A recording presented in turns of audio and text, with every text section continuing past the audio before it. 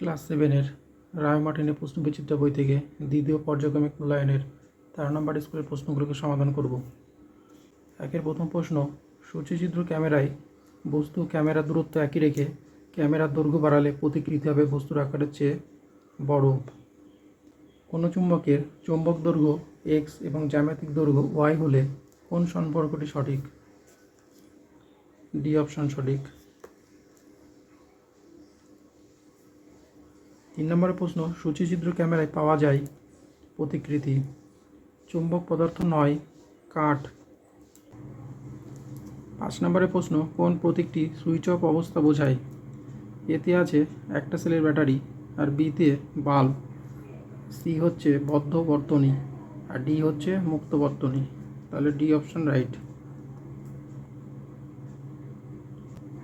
কোন ক্ষেত্রে তাপশক্তি ব্যবহার হয়?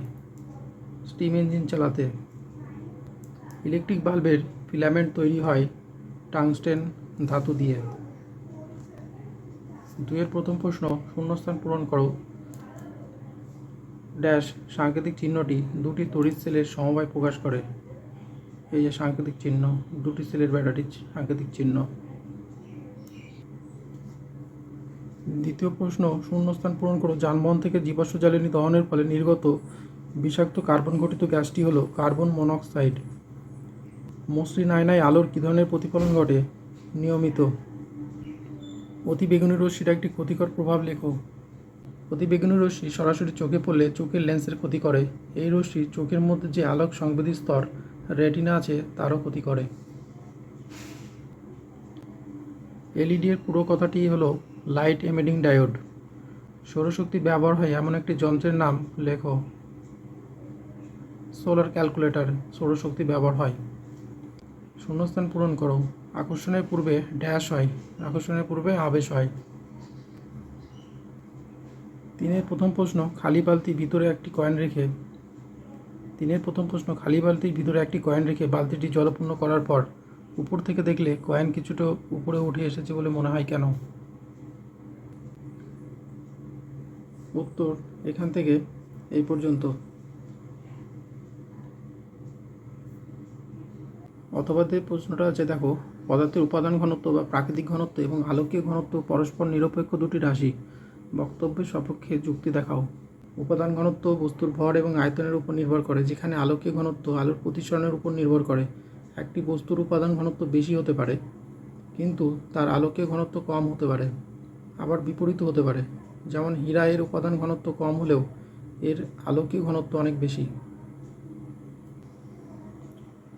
3-এর দ্বিতীয় প্রশ্ন, আবেশী চুম্বক ও আবিষ্ট চুম্বক কাকে বলে? আবেশী চুম্বক ও আবিষ্ট চুম্বক কাকে বলে? আবিষ্ট চুম্বক হচ্ছে উত্তর এখান থেকে এই পর্যন্ত, আর আবিষ্ট চুম্বক হচ্ছে উত্তর এখান থেকে এই পর্যন্ত।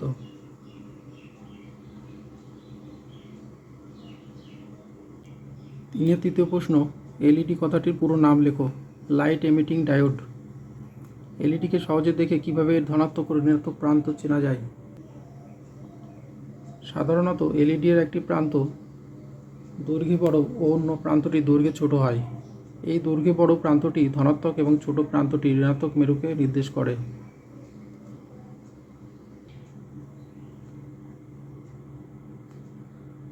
চার নম্বরের প্রশ্ন, এলপিজি ও সিএনজি এর পুরো নাম লেখো। এলপিজি এর পুরো নাম liquefied petroleum gas. CNG compressed natural gas. LPG অপেক্ষা সিএনজি কম বায়ুদূষণ ঘটায় কেন?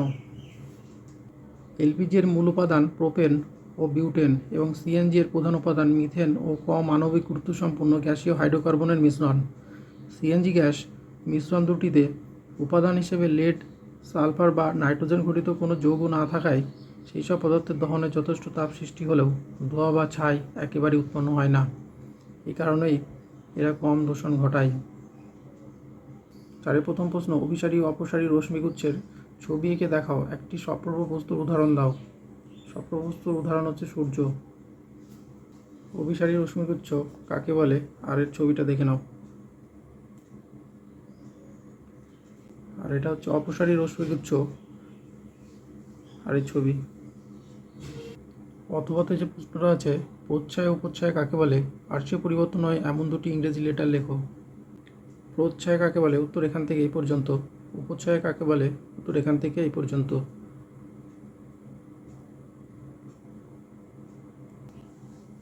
পার্শ্বীয় পরিবর্তন হয় এমন দুটি ইংরেজি লেটার লেখো, বি আর সি।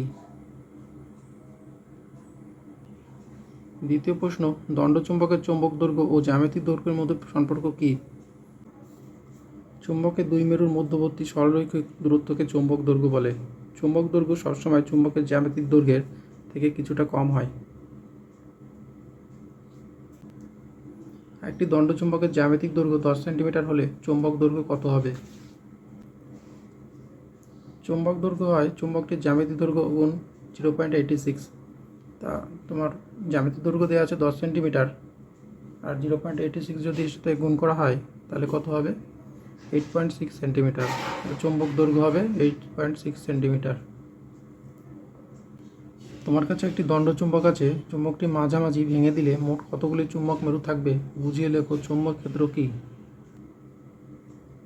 চুম্বকটিকে মাঝখান থেকে কেটে দুটুকরো করলে মনে হতে পারে যে NOS মেরুকে আলাদা করে দেওয়া হলো, কিন্তু একটি চুম্বক শলাকা দিয়ে পরীক্ষা করলে দেখা যাবে যে ওই টুকরো দুটির প্রত্যেকটি দুই প্রান্তে দুটি বিপরীত মেরুর সৃষ্টি হয়েছে। প্রতি ক্ষেত্রে যেসব ছোট ছোট টুকরো পাওয়া যাবে দেখা যাবে ওরা প্রত্যেকেই এক একটা দুই মেরু বিশিষ্ট চুম্বক। এই পর্যন্ত।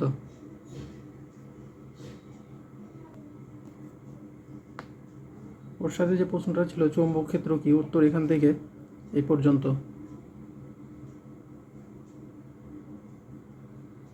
ছবিটা দেখো, দুটি ব্যাটারি, একটা বাল্ব, সুইচ, তার। তা এটা হচ্ছে মুক্ত বর্তনী দেওয়া আছে। তা এই সুইচটাকে যদি আমি এর সাথে লাগিয়ে দিই, তাহলে কী করবে? তাহলে পরে বাল্বটা জ্বলবে। অথবা যে প্রশ্নটা আছে, প্রদত্ত ক্ষেত্রগুলিতে কী ঘটবে লেখো। একটি নাইক্রোম তারে তড়িৎ প্রবাহ পাঠানো হলো। একটি নাইক্রোম তারে তড়িৎ প্রবাহ পাঠালে তারটি গরম হয়ে উঠবে। নাইক্রোম তারের রোধ বেশি হওয়ার কারণে এটি তড়িৎ শক্তিকে তাপ শক্তি। একটি নাইক্রোম তারে তড়িৎ প্রবাহ পাঠালে তারটি গরম হয়ে উঠবে। নাইক্রোম তারের রোধ বেশি হওয়ার কারণে এটি তড়িৎ শক্তিকে তাপ শক্তিতে রূপান্তরিত করে। বিয়ে আছে, তড়িৎ যাচ্ছে এমন তারের পাশে চুম্বক শলাকা রাখা হয়। তড়িৎ যাচ্ছে এমন তারের পাশে শলাকা রাখলে শলাকাটি বিক্ষিপ্ত হবে, কারণ তড়িৎ প্রবাহের কারণে তারের চারপাশে একটি চৌম্বক ক্ষেত্র তৈরি হয় যা শলাকাকে প্রভাবিত করে। সি আছে, একটি পেরেকের গায়ে তার জড়িয়ে তাতে তড়িৎ প্রবাহ পাঠানো হলো। একটি পেরেকের গায়ে তার জড়িয়ে তাতে তড়িৎ প্রবাহ পাঠালে পেরেকটি অস্থায়ী চুম্বকে পরিণত হবে। এটি তড়িৎ চুম্বক হিসেবে কাজ করবে।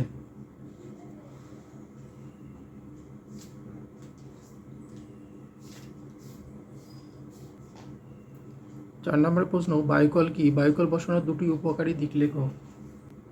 বায়ুকল হলো এমন একটি যন্ত্র যা বাতাসের গতিশক্তিকে কাজে লাগিয়ে বিদ্যুৎ উৎপাদন করে অথবা অন্য কোনো যান্ত্রিক কাজ করে। বায়ুকল বসানোর দুটি উপকারী দিক: এটি পরিবেশ বান্ধব বিদ্যুৎ উৎপাদনে সাহায্য করে। বায়ুকল কোনো দূষণ তৈরি করে না। এটি নবায়নযোগ্য শক্তির উৎস, যা একবার স্থাপন করলে দীর্ঘদিন ধরে বিদ্যুৎ সরবরাহ করতে পারে।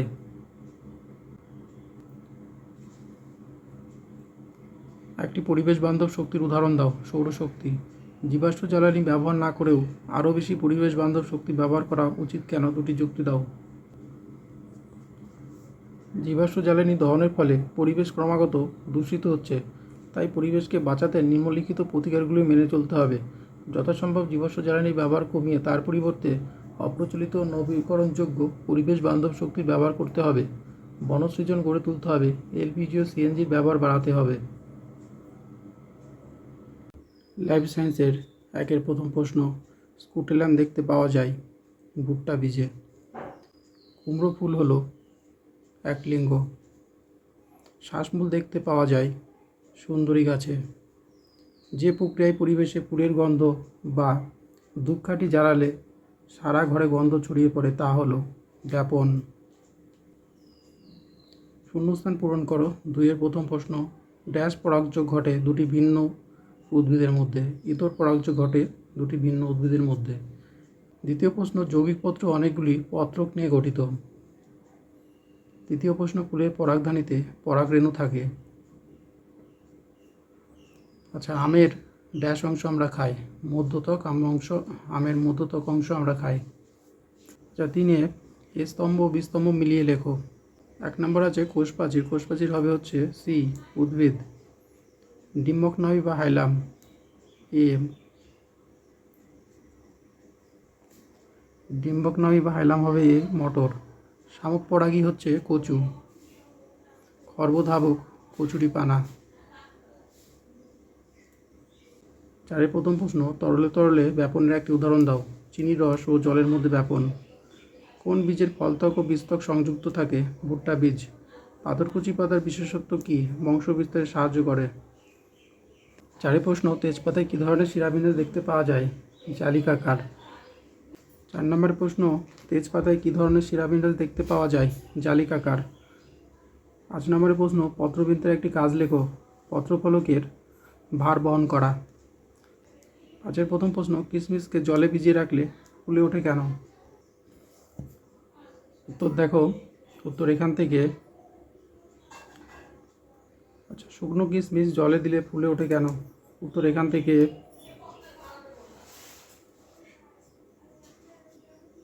এই পর্যন্ত। 5 দ্বিতীয় প্রশ্ন, উদ্ভিদের পাতার 3টি প্রধান কাজের উল্লেখ করো। উদ্ভিদের পাতার 3টি প্রধান কাজ। 1, 2, 3। 3 প্রশ্ন হচ্ছে স্বপরাগযোগ কাকে বলে? উদাহরণ দাও। স্বপরাগযোগ কাকে বলে? উত্তর এখান থেকে এই পর্যন্ত। আর উদাহরণ দেওয়া আছে, দেখো।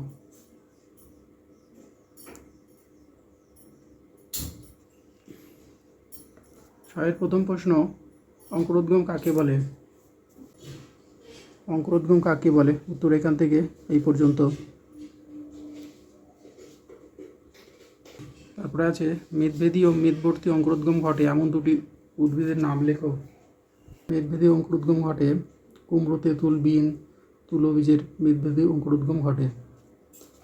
আর মেদবর্তী অঙ্কুরোদ্গম ঘটে মটর, ছোলা, আম, ধান, ভুট্টা প্রভৃতি বীজের।